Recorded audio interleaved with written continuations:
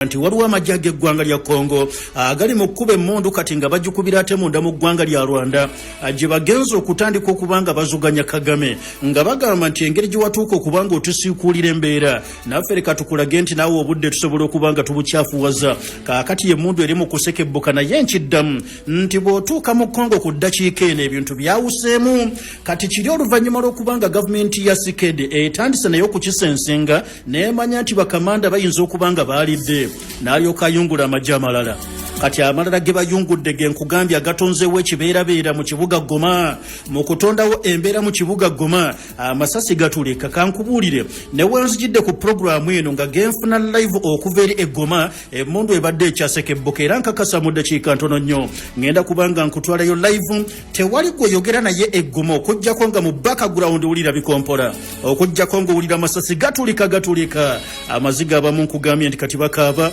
abamu njagala nkutegeeze batuuse n'okubanga beebuuza kye ekyandeeta eno mpulira nga njagala kudda Kampala.